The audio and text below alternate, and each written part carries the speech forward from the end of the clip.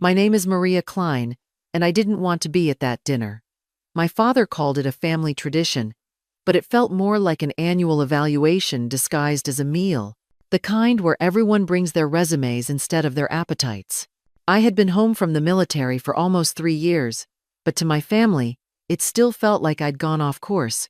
My older sister worked in finance, my younger brother was in law school, and I was the phase they were waiting for to end.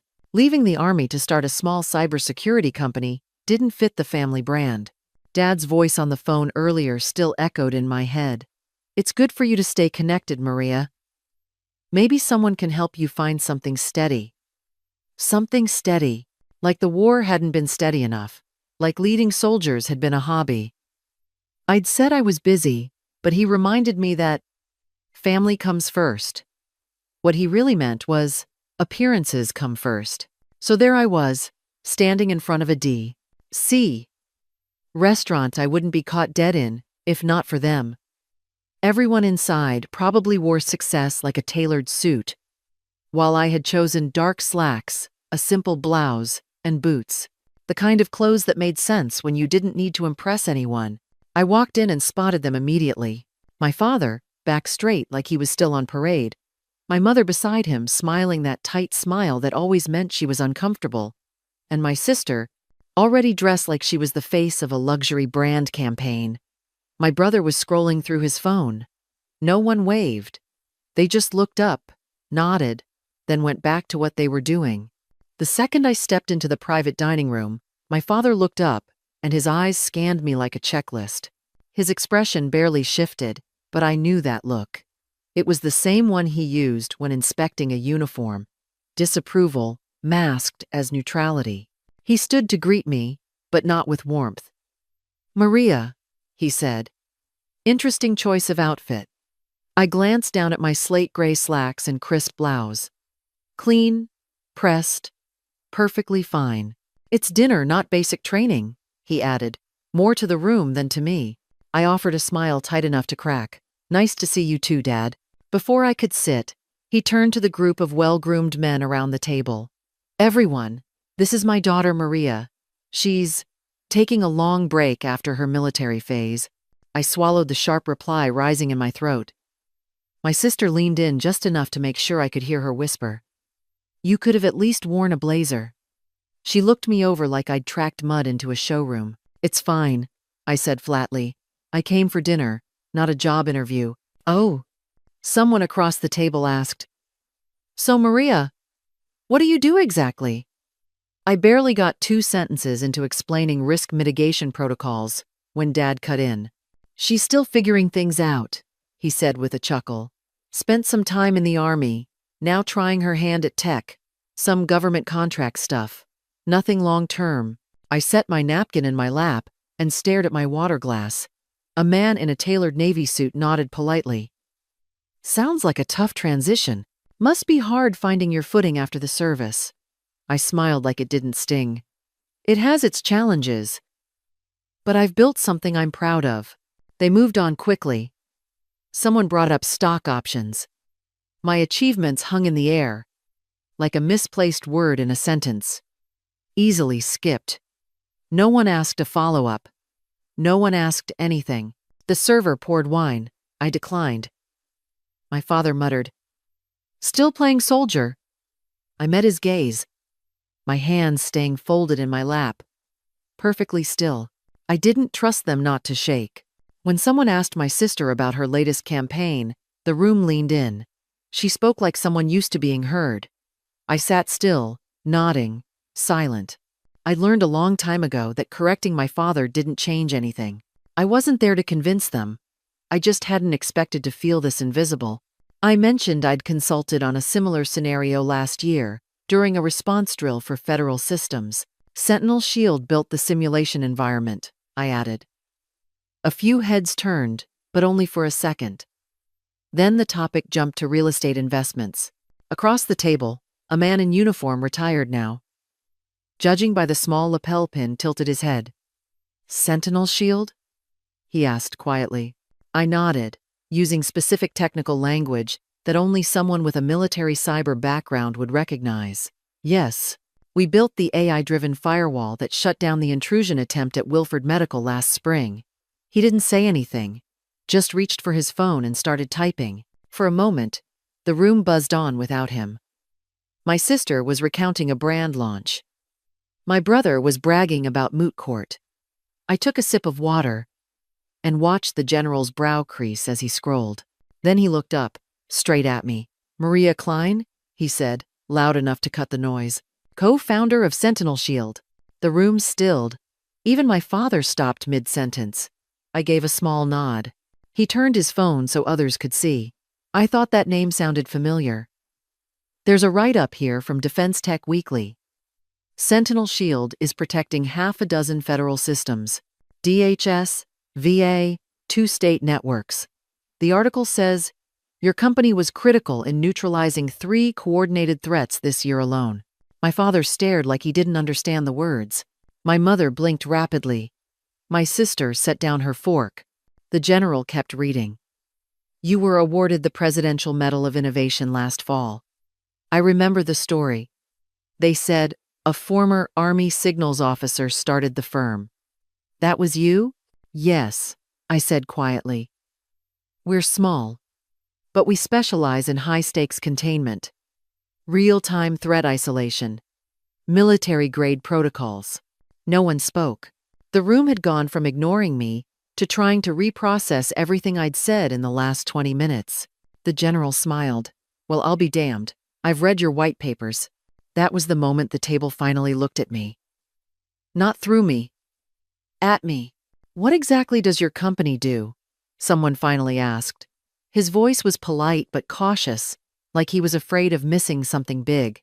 I looked around the table and answered clearly. We design cybersecurity frameworks for high-risk targets, government agencies, critical infrastructure, systems that can't afford to fail. There was a pause. Then a woman in a navy dress leaned in. But how did you start it? I mean, that's not exactly entry-level work. I left the Army in 2019, I said. I was a signals officer. Cyber defense, encryption architecture, threat detection. I saw what was coming, so I partnered with someone I served with. He had the technical mind. I had an operational systems background. We started small. Just a few defense contracts. Then COVID hit, and everything shifted. Wait, my brother cut in. You started this right after the military? I nodded. Used my savings. Lived off MREs for a while, literally. We worked out of a storage unit for the first 6 months. Our first real client was a mid-sized state utility grid. After that, word spread. And now you're what? A man near the end asked. Still independent? We've had offers, I said. One was north of $200 million. We declined. That turned heads. I saw my sister blink like she misheard me. Why would you turn that down? My father asked, eyes narrowing. Because we weren't done. Because selling meant someone else could gut what we built. Rebrand it, bury it, turn it into just another tool. Sentinel Shield was designed to protect public systems, not pad a portfolio. The general gave a soft chuckle. You sound like someone still on active duty. I smiled. In some ways, I still am. There was a long beat of silence. Then the questions came faster. Who funds your work? How many people do you employ? What's your latest project? I answered simply. No exaggeration. No need to perform. They listened. Really listened. My father hadn't said much. Just stared, like he was seeing a ghost in uniform. My sister avoided eye contact altogether. But the others leaned in. Their expressions had changed. Not pity, not confusion, respect, maybe even admiration. It felt strange. Not because they finally saw me, but because I didn't need them to. The TV mounted in the corner had been playing the news on mute, just background noise behind clinking silverware and low conversation. Then someone reached for the remote and turned the volume up. The voice of a PBS anchor cut through the room, calm and clear. And now, our exclusive interview with Maria Klein, cybersecurity pioneer and co-founder of Sentinel Shield. My heart stopped. I turned toward the screen. There I was, seated in our modest office, explaining threat models and real-time countermeasures like it was any other Tuesday. Behind me, the Sentinel Shield interface lit up the room in blues and reds, system health stats blinking in real time. The anchor continued. Klein, a former Army signals officer, now leads one of the most respected firms protecting U.S. infrastructure. No one at the table spoke. I could feel their eyes shift between the screen and me. My voice filled the room again, but this time through speakers. Cyber threats evolve hourly. We don't just react, we anticipate. My mouth was dry. I didn't know the interview had aired yet. They'd filmed it 2 weeks ago, promised to let me know before it went live. But now, here it was. I sat perfectly still. I wasn't going to shrink. Not now. The footage cut to a shot of me walking with my CTO through the operations hub. Engineers at desks. The glowing wall of live data feeds. The anchor said, under Klein's leadership, Sentinel Shield now protects over 60 federal systems and coordinates with allied nations on cross-border defense strategies. Someone near me muttered, Jesus. My father's face had gone pale. My sister looked stunned, her fork halfway to her mouth. I kept watching, listening to my own recorded voice explain protocols we'd built from scratch. In that moment, it didn't matter who was watching. It didn't even matter who finally believed me. I saw myself, and for once, I saw exactly who I'd become. The PBS anchor kept speaking as the footage shifted to scenes of a medical facility. In 2022, Klein's firm intercepted a ransomware attack targeting 5 regional hospitals. Patient records were protected. Surgeries continued uninterrupted. The screen cut to me in the interview, seated across from the journalist. We turned down several investment offers, I was saying, because the wrong money comes with strings. And strings can pull you away from the mission. At the table, no one moved. Their knives and forks had stopped midair. The mission, I said on screen, isn't profit, it's protection. Lives, infrastructure, systems people depend on. That's what matters. The camera zoomed in. I looked calm, assured. Not someone chasing glory, just someone doing the work. I watched my own eyes on screen. They looked the way I felt every day at Sentinel Shield. Focused. Tired. Steady. My father's hand was resting near his wine glass, motionless. My sister stared like she didn't recognize me. The anchor wrapped up. Maria Klein is one of the few voices in tech who's turned down fame for function. A veteran, an innovator, and a quiet leader reshaping how we think about digital defense. The segment ended. The TV volume lowered. Silence fell over the room like a curtain. And in that silence, I realized something. They'd never asked. Not once in 5 years. Never called to understand what I was building. Never asked why I worked long hours or kept my circles small. They saw the Honda, the absence of buzzwords, and assumed failure. Now they saw a segment on PBS, and were scrambling to reconcile that with the version of me they'd held on to. I wasn't angry, but I wasn't ready to let it go either, because this wasn't about being right. It was about being seen. And for years, they chose not to look.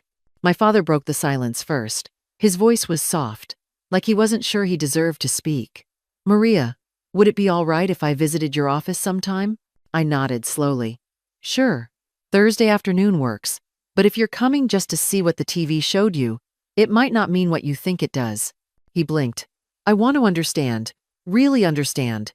I should have asked years ago. My sister chimed in, her tone more hesitant. Could I come too? You're welcome. But just know, one interview doesn't undo years of jokes and dismissal. I didn't build this so people would finally listen. I built it because the work mattered. And I kept going even when nobody asked why. They both looked down. The shame in their silence was louder than anything they'd said all night. I wasn't trying to make them feel small. I just wasn't going to make myself smaller to make the moment easier. If you want to visit, I continued, come to learn, meet my team, see how we work, ask questions, but don't come looking for a tour guide in heels. Come ready to understand what you refused to before. My dad nodded, slower this time. I'll be there. I want to see it all. I want to start over. The past is what it is, Dad. But you can start showing respect now. And that was enough for me. Not a celebration. Not a scene. Just a quiet step towards something better. When I walked into the office, the lights were still on. It was past 10 p.m., but no one had gone home.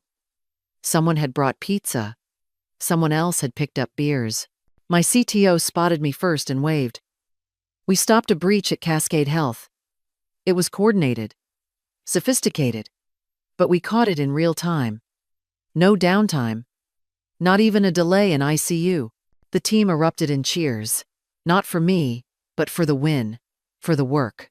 I smiled as I walked through the room, nodding at each face. Engineers, analysts, ops leads. Every one of them had given nights like this to make sure someone else could sleep safely. They raised their bottles when I passed. To Maria, someone said, for building this from nothing. I shook my head. To all of you. I had the idea. You made it real. They laughed, cheered again. No one asked about the PBS segment. No one brought up dinner. I looked around and felt something settle in my chest. This was it. This was where I belonged. This wasn't applause for the sake of recognition. It was camaraderie. It was pride in shared work.